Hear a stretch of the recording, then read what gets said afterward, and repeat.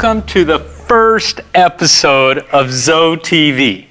I mean, I'm excited. Are you excited? I'm excited. This is great. This is great. And this is going to be our opportunity to kind of tell what's happening with the latest and greatest in Zoetv here at Glencroft Center for Modern Aging, as well as some of the ambitious ideas and thoughts and things we're trying to do outside the walls of Glencroft. And so this episode, every Monday's episode, is going to give us that chance, right? Yes, every Monday. So this is going to be a weekly show for half an hour, and we're going to be bringing you tips and recipes and all kinds of different things for you to be able to take note of and utilize in your own lives.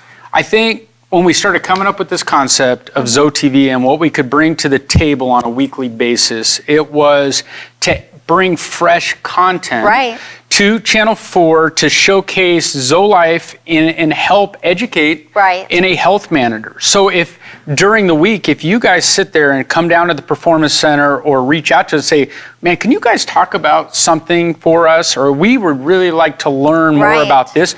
We would love to incorporate that on this show, because what we want this Zoetv show to be is about information and health. Information, and also focusing on the pillars, the 6 pillars that, you know, encompass everything that we're doing on campus. So each week we're going to be talking about a different pillar. We'll have a spotlight on a pillar profile of the director of that particular pillar, and you'll be hearing some great things from them as well. I think what's going to be fun for us, and hopefully fun for you guys, is when we kind of get off campus a little bit and we do some interviews with some maybe local celebrities. Don't you think?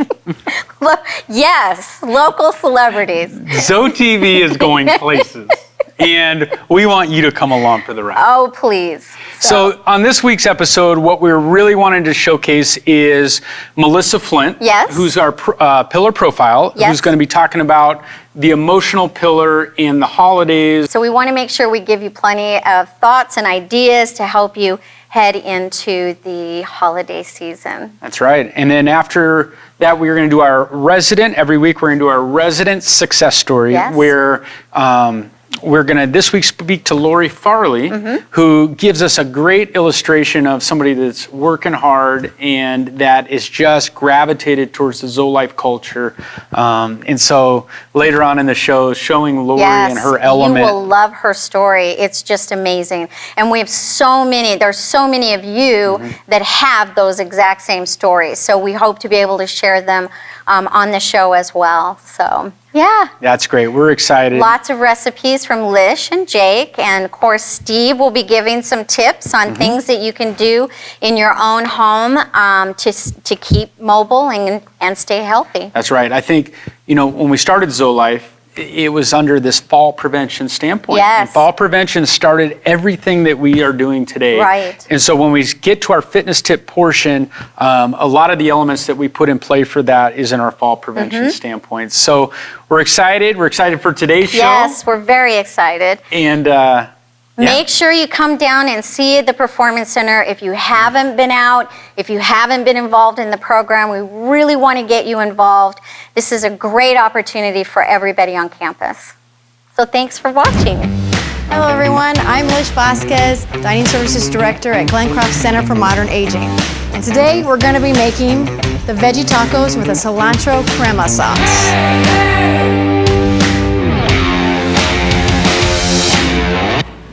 So we're going to start off with the cilantro crema sauce. So we're going to take our bowl, and I've got here 1 to 2 tablespoons of light sour cream, about an 1/8 teaspoon of chopped cilantro, and you can do that to taste as well. And then I've just got an 1/8 teaspoon of lime juice. And you're just going to simply mix those ingredients together. And that's what it's going to look like when mixed. You can set that aside and start building our tacos. What we're going to start off with, I like to use the 6-inch tortillas. I'm going to pop them over here on my griddle, and I'm ready to heat. We'll do that at the same time as our veggies. Start off heating our pan with a little bit of extra virgin olive oil, or you can use peanut oil, soybean oil, canola oil, whichever you prefer. These aren't your normal black beans. I like to season mine with an 1/8 teaspoon of paprika, cumin, onion powder, chili powder, and granulated garlic. And you're just gonna throw those in the pan. Hear it sizzle, that means it's hot. Then I've got a 1/2 cup of diced zucchini. That was just a 1/2 cup of black beans. I got excited about the seasoning there. And I've got 3 tablespoons of diced red bell pepper, 2 tablespoons of diced red onion. Now the cool thing about these tacos is you can omit anything if you do not like one of these ingredients. It's gonna be fine. So if you don't like red onion, omit it. It'll be fine. 4 tablespoons of diced tomato.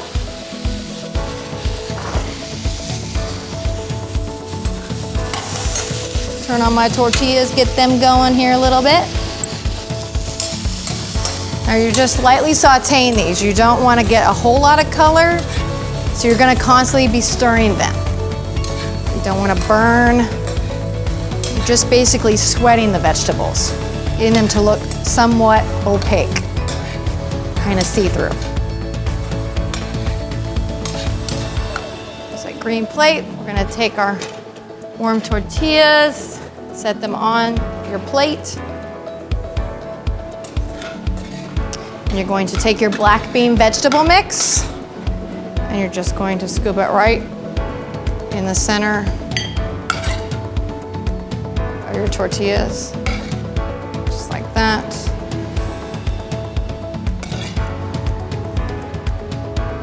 Just like that. There you go. And then I put that cilantro crema in a squeeze bottle, make it easier for handling. You can also just spoon it on, but this makes it look kind of nice when you just kind of drizzle it on there like so. You can garnish with a little leftover cilantro.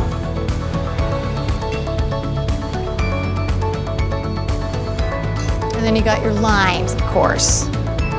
Garnish lime wedges there. Now there's your veggie tacos of cilantro crema. I'm Liz Vasquez, reminding you that eating healthy can taste good. Happy cooking. On this week's fitness tip, we wanted to show you Tom here working on his hip strength, his core strength, his ability to move his hips and range of motion in a way that's going to help him from a fall prevention standpoint.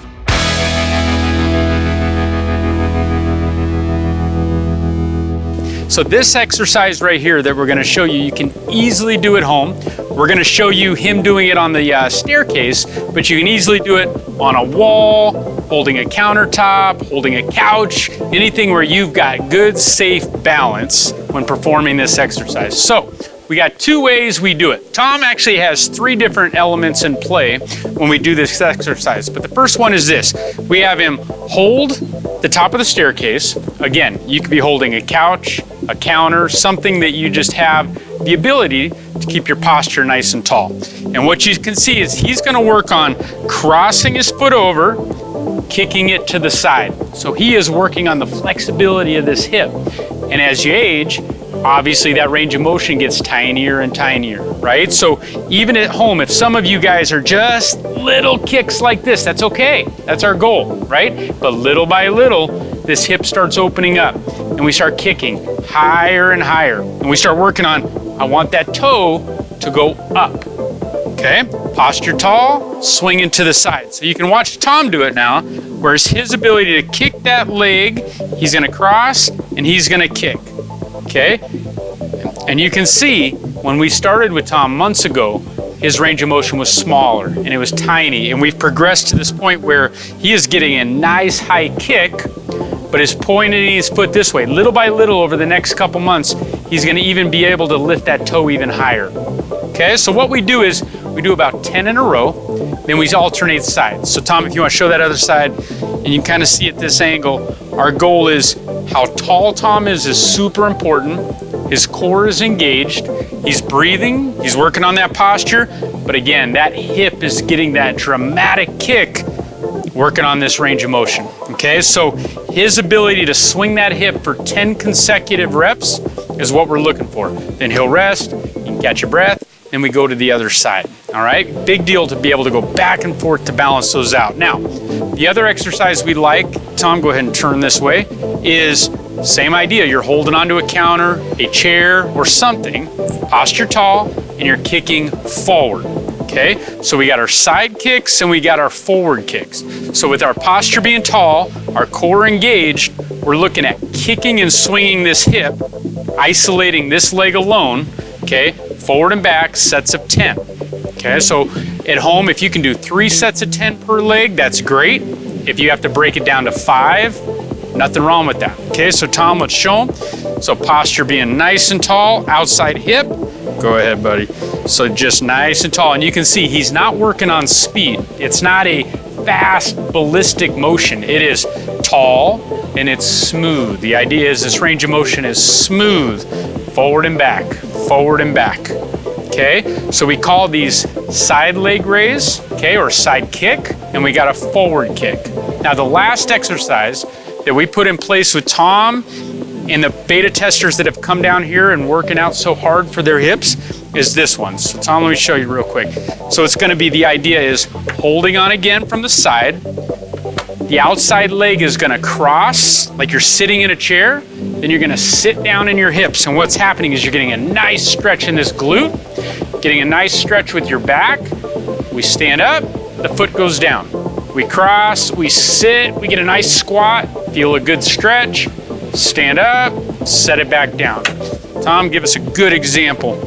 So posture being tall, he crosses over, he sits down in his hips, holds the stretch, back up, touch, do it again. So he's gonna go down in his hips, feeling that stretch, right back down. So again, guys, the range of motion element and the strength element is what puts in play so much of our fall prevention standpoint on balance, functional strength, and mobility.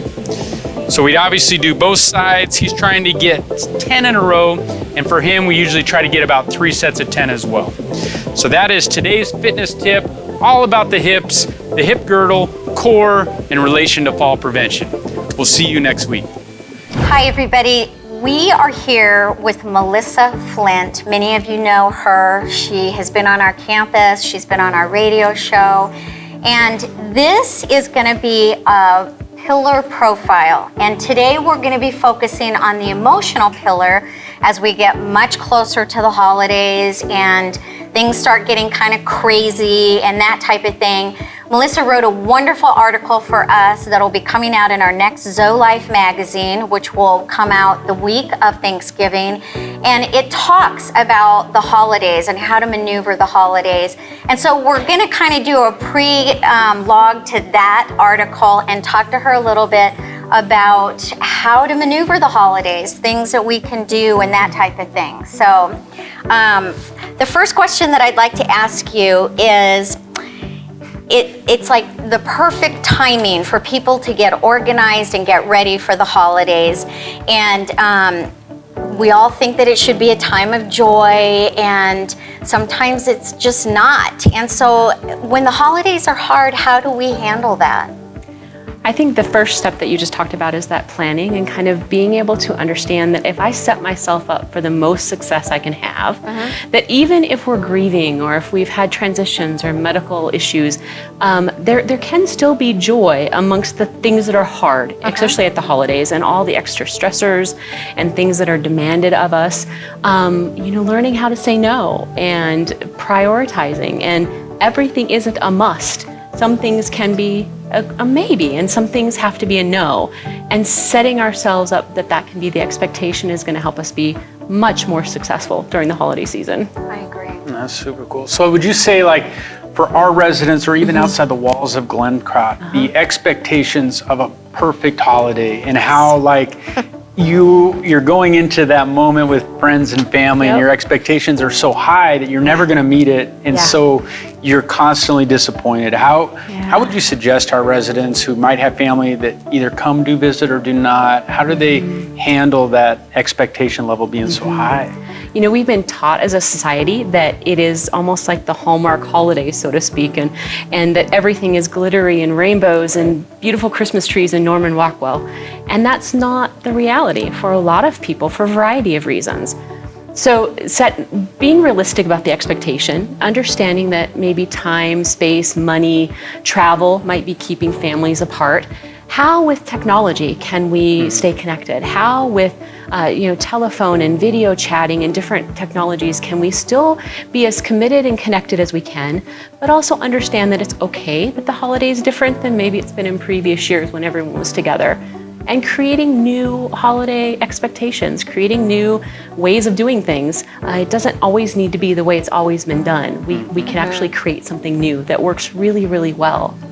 So what are some of the themes that set families up for the stress that they go through at the holidays? I think overcommitting is a huge one. The family squabbles, if there's been family discord, the holidays seem to heighten that for a lot of people. Having clear expectations, dinner's gonna start at 5 and end at 7, or whatever that might be, we're bringing one gift for the person that we drew and not gifts for everyone. Whatever those rules need to be, establish them ahead of time, get agreement amongst the group as much as you can. I know sometimes families, that's challenging. Yes. But if everybody's playing by the same set of rules, it can limit some of the drama. But inherently there might be a little bit. So I have a saying hanging in my office, not my monkeys, not my circus. And sometimes I just need to sit back and say, that's not exactly how I planned, and that's okay. And it's not my responsibility to fix it. So expectation management is huge. So I would say, and nobody's ever dealt with this, family drama. No. This is really new. Relationship difficulties as a whole. What would be some good hints that you could give our residents or even other family members that might watch this show and say, hey, family dynamics are hard and relationship dynamics can be hard and difficult in certain circumstances. So what would be some good hints for that? I think having discussions openly beforehand and not expecting that everybody has the crystal ball and they're seeing the exact same scene you might be seeing.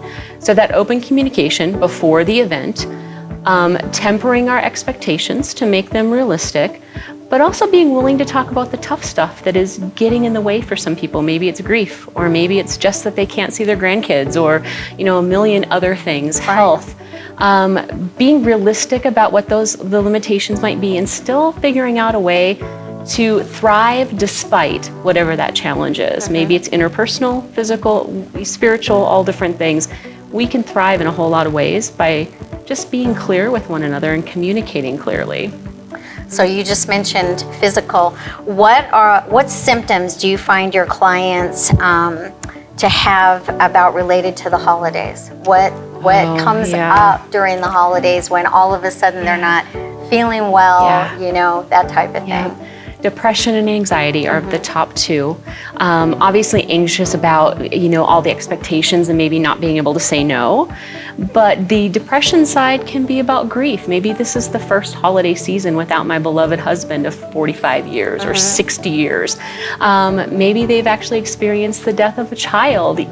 There are babies, whether they're infants or whether they're 50 or 60 years old, and that's an out of order loss that we shouldn't have to deal with, but yet here we are. Right. And so I think depression, anxiety for sure are the top two. And it's difficult because everybody's supposed to be happy and joyful, and maybe you're not. And it's okay to say that and get support that you need to support you wherever you are in the place that you're at.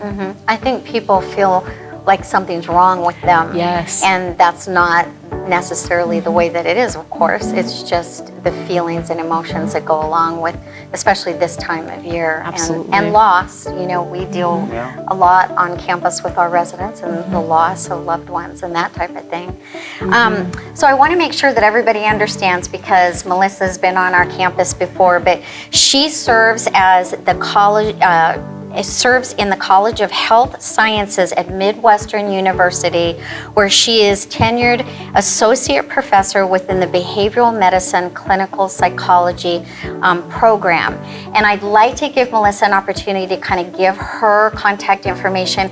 If any of you out there would like to talk with someone, or just to maneuver through the holidays, Melissa would be a wonderful resource for you. So. Absolutely.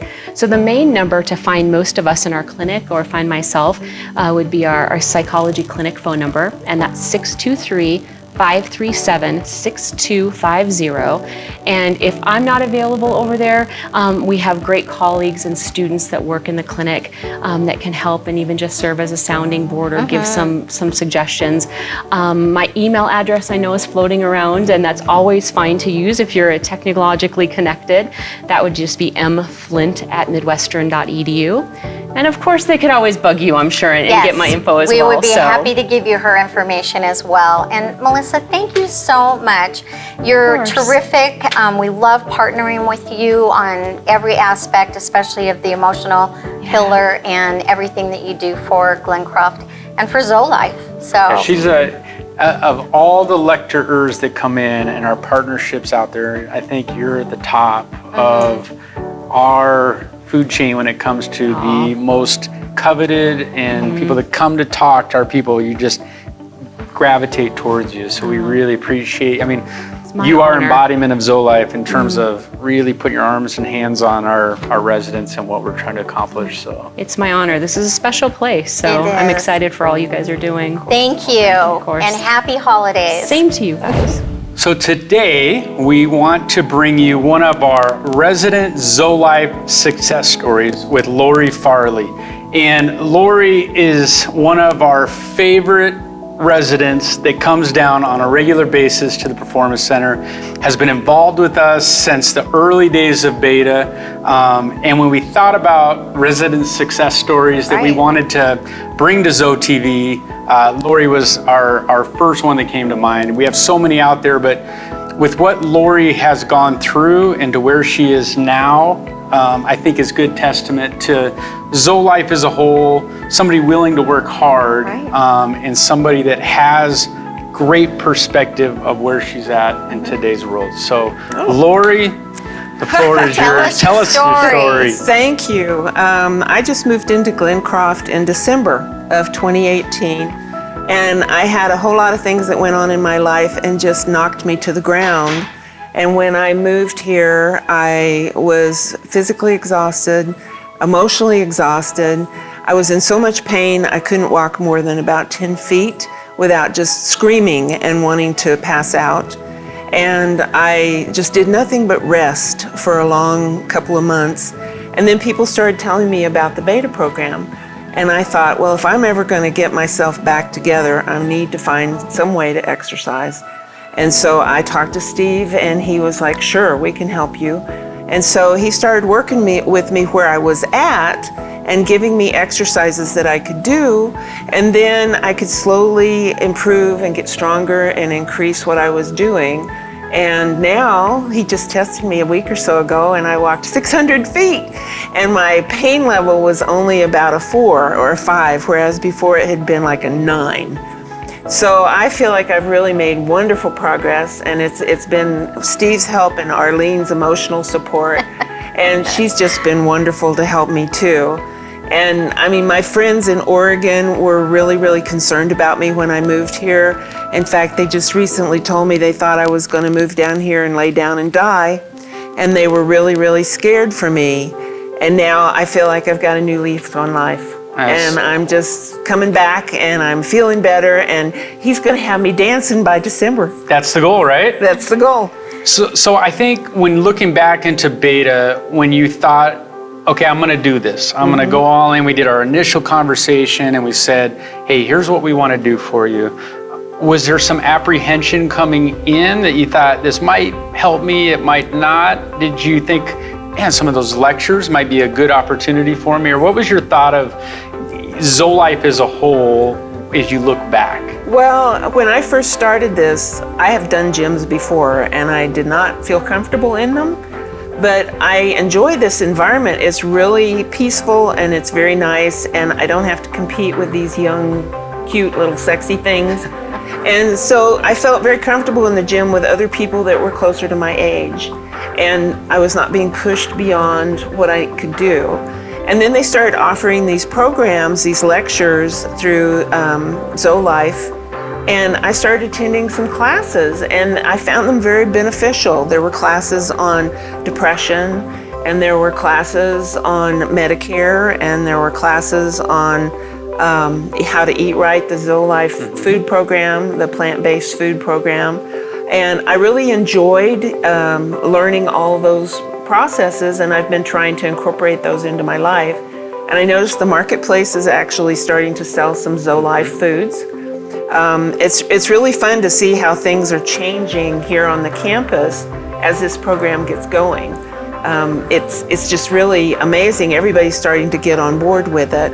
And I've made a lot of friends since I've been here. And that's one of the first things I do is like, are you part of the beta program? Are you involved in the exercise that's available? And I've brought 2 or 3 people over here, and they've changed their lives too. And I think that's why I really gravitated to grabbing you for this segment, because I think she has brought some really amazing people to Zoetv 5 and Zoetv 6 and saying, these guys can help. And I think whether they're dealing with Parkinson's or whatever they're dealing with, that, you know, we're all encompassing to try to help with our team down here. And whether it's the lectures like you talked about or the workouts, it's all customized. And I think that's what you alluded to, is like you coming in, we're a totally different animal than somebody next to you. We have to really get specific to your body and what you need to progress. It's different for everybody. It's exactly. And that's what I loved, was you started where I was at, and you gave me things I could do now.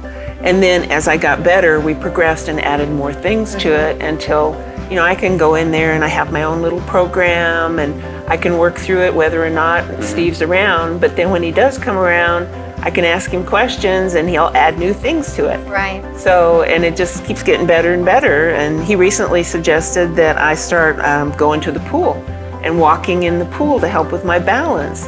And I've been doing that, and I've worked up to like 20 minutes of just walking around the pool.